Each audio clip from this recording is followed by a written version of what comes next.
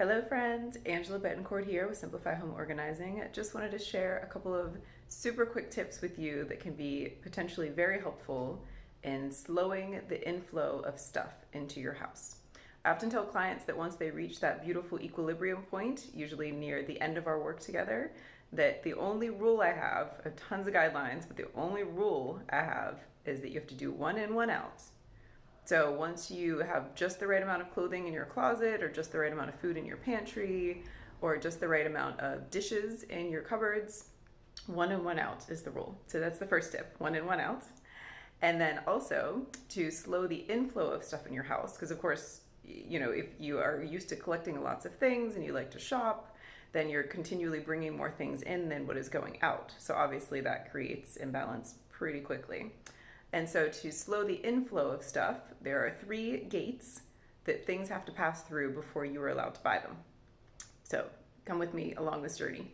So first one is, where will you store it? So let's say you're out shopping and you have this shiny new thing in front of you that's very exciting.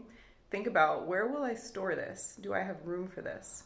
And that can often stop you from purchasing something that you really don't need. Because if you don't have space to store it, what are you doing with it? So I'd recommend freeing up the space first. Number 2, let's say you do have room to store it, then ask yourself, how long do I plan to keep this item? If it's, for example, some fast fashion thing, we all know that stuff that's really cheap will just fall apart in the laundry like 6 months later, maybe not even. And so if it's a really cheap item, or if it's, even a kitchen appliance that's kind of a seen on TV thing that's really cheap and you probably won't use it much, just think about, how long will I actually keep this thing? That's number 2. So number 3 is, how will I dispose of this someday? And this is a hard one to ponder because a lot of stuff just ends up in landfills. And so thinking about, okay, is this something I can repurpose? Is this something I can donate that will still be useful in the world? Or is this item destined for a landfill? So just to recap, only rule is one in, one out once you've reached that equilibrium balanced state in your home with the amount of stuff that you own.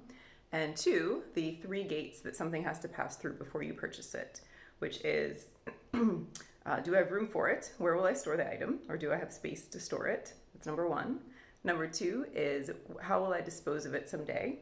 Or I'm sorry, number 2 is, how long do I expect to keep it? And number 3 is, how will I dispose of it someday? Let me know if that helps.